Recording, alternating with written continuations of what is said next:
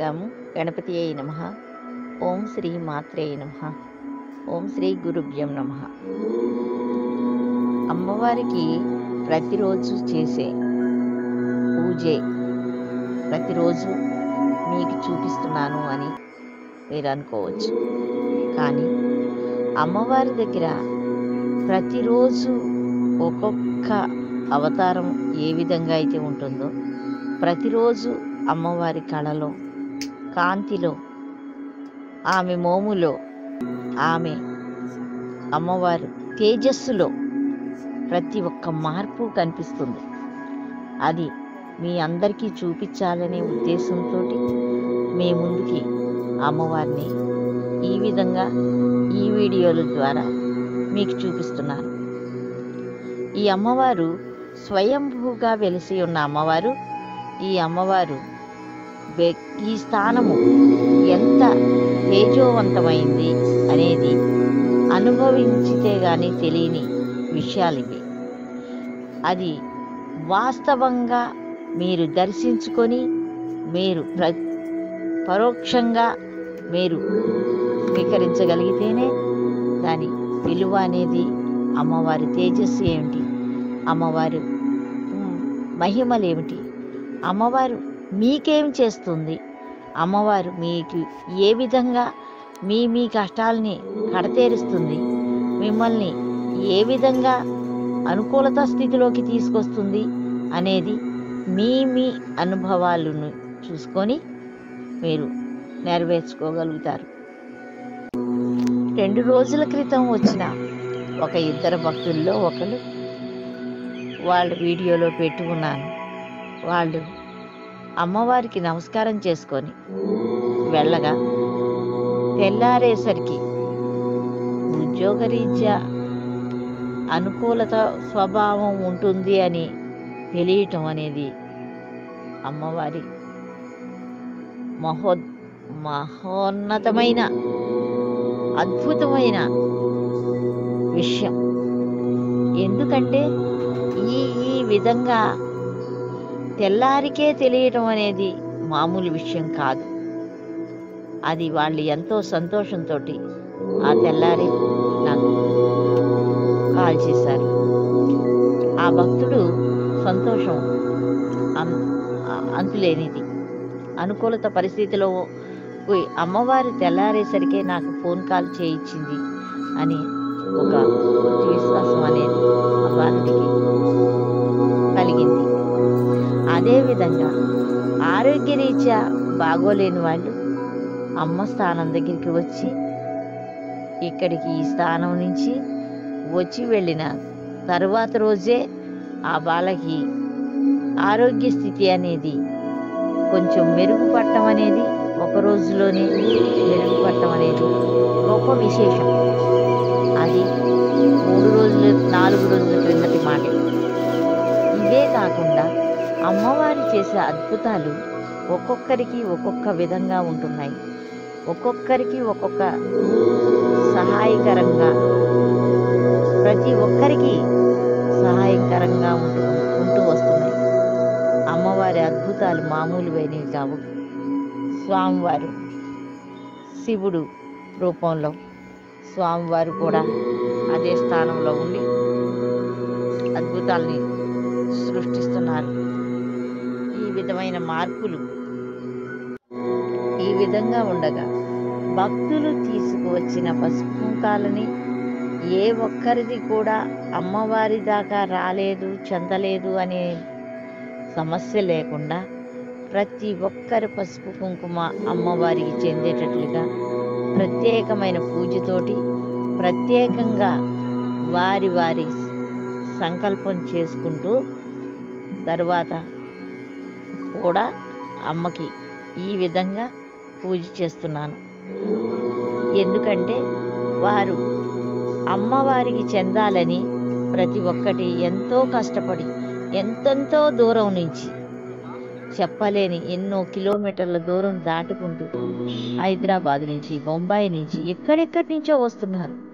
వాళ్ళందరూ అంత దూరం నుంచి వాళ్ళు తెచ్చిన పసుపు కుంకాన్ని ఒక ప్రక్కన పెట్టేసే ప్రయత్నం చేయకుండా ఆ తర్వాత రోజైనా సరే ఉదయాన్నే లేచి వాళ్ళని ఎవరెవరు తెచ్చి ఉన్నారో వాళ్ళ గోత్రనామాలు స్వీకరించి వాళ్ళ గోత్రనామాలు తీసుకొని వాళ్ళు తెచ్చిన చీర, జాకెట్టు, పసుపు, కుంకుమ, ప్రతి ఒక్కటి ఆభరణాలు మాదిరిగా ప్రతి ఒక్క విషయము అమ్మవారికి స్వీకరిస్తూ వారికి ఏం కోరిక కావాలని తీర్చాలని వాళ్ళు తీర్చుకోవాలని వచ్చారో ఆ కోరికని అమ్మవారి దగ్గర చెప్తూ ఈ పూజా సంకల్పం అనేది పూర్తి చేయటం అనేది జరుగుతుంది.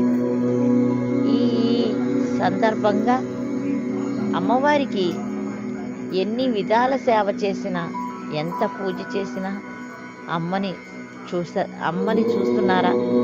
ఎంత మురిసిపోతూ అమ్మవారు ముచ్చటగా పూజలు అందుకుంటున్నారో. ఈ లక్ష్మీ కటాక్షం ఎప్పుడు ఎవరికి ఎప్పుడు ఇవ్వాలి, ఎవరెవరికి ఇవ్వాలి అని మేము చూస్తూ అమ్మవారు ఈ వీడియో మీరు చూసినంతసేపు మీ ముందు అమ్మవారు కదలాడుతూ అమ్మవారు మీకు లక్ష్మీ కటాక్షాన్ని ఇస్తారు, బాధల్ని తీరుస్తారు, బరువుల్ని పక్కకి నెట్టేస్తారు. ఈ విధమైన సమస్యలు వచ్చిన వాళ్ళు ప్రతి ఒక్కరికి ఆ సమస్యని తీరుస్తారు. అలాంటి శక్తివంతమైన ఈ నాగలక్ష్మీదేవి, ఈ అమ్మవారు గుడి కట్టాలి అనే సంకల్పంతో, గుడి నిర్మించాలి అనే ధ్యేయంతో ఉన్నాం కనుక ఈ గుడికి అందరి సహకారం కలిగి, ఒకరిది కాదు ఒకరిది అయి ఉండకూడదని నా ఆశ.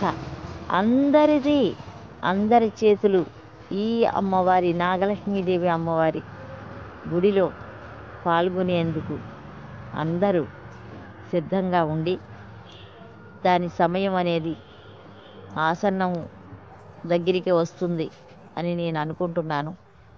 వారు ఏ విధమైన అమ్మవారిది చేయగలుగుతారో వారి శక్తానుసారం, ఎవరి శక్తానుసారం వారు అమ్మవారిని సేవించి పూజించి తరించి వారు మనోభిష్టాలని చెప్పుకొని ఈ గుడి కట్టాలి అనే సంకల్పం గట్టిగా మీరు కూడా చెప్పుకోగలరని అమ్మవారిని ప్రార్థిస్తున్నాను.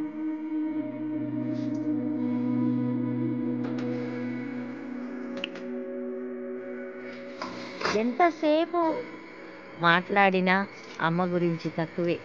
నేనేమీ మాట్లాడలేను. నేను జపంతో అమ్మవారిని సేవించడం తప్ప, జపంతో అమ్మవారిని ఆహ్వానం చేసుకొని ఆమెని లోపల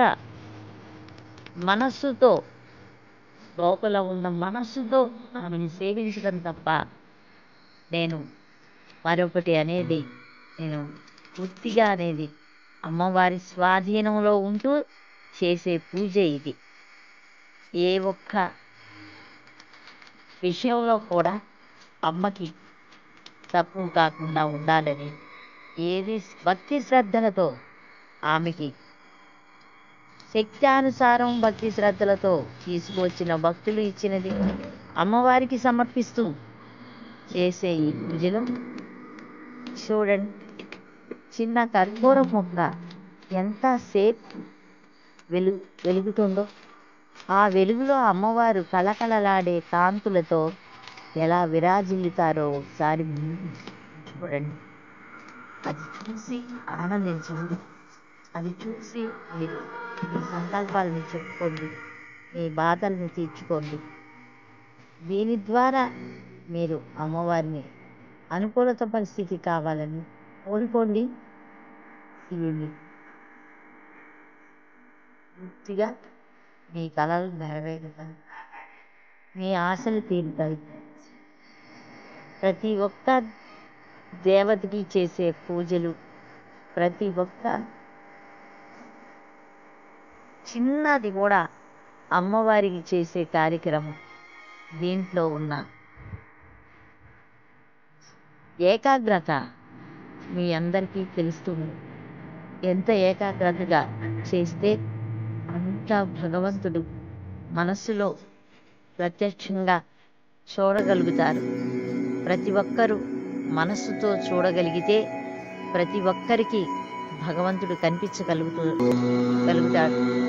భగవంతుడు ఏ రూపంలో ఉన్నా, ఏ రూపాలైనా సరే, ఎవరికి ఏ రూపంలో కావాలో ఆ రూపంలో చూడగలిగే శక్తి అనేది జపం ద్వారా లభిస్తుంది. మీరు జపంతో, మీరు అనునిత్యం చేసే జపంతో మీరు రేపు ఏమి జరుగుతుంది అనేది కూడా మీరు చూడగలరు. దానికి సిద్ధులు, యోగులు అవే వాళ్ళు మాత్రమే చేయగలరు అనేది కాదు. ప్రతి ఒక్కరూ ఏకాగ్రతతో భగవంతుణ్ణి చూడగలుగుతారు. భగవంతుడు ప్రతి ఒక్కరికి సమాధానం అనేది ఇస్తారు. మీ ఏకాగ్రతే మీకు సమాధానం. మీ ఏకాగ్రతలోనే మీకు సమాధానం దొరుకుతుంది. భగవంతుడు 10 నిమిషాలైనా సరే ధ్యానం చేస్తే, రోజుకొక 10 నిమిషాలు ధ్యానం చేయగలిగితే భగవంతుడి మీద లగ్నం, మన మనసుని భగవంతుడి మీద లగ్నం చేసి అది మనకి కొండంత వెలుగులతో భగవంతుడు మనకు రత్నవర్షాన్ని కురిపిస్తాడు. నిజంగా మనకు పూల వర్షంతో మన జీవితాన్ని వెలుగులోకి తీసుకొస్తాడు. ఇది మాత్రం నా స్వతహాగా నేను చేస్తూ ఉన్నాను. నేను చేస్తున్న దాంట్లో ఇది ఒక భాగం మాత్రమే. అమ్మవారి ఆశీస్సులు మీ అందరికీ ఉండాలని కోరుకుంటూ మీ నాగలక్ష్మి మాత. శుభం భూయా.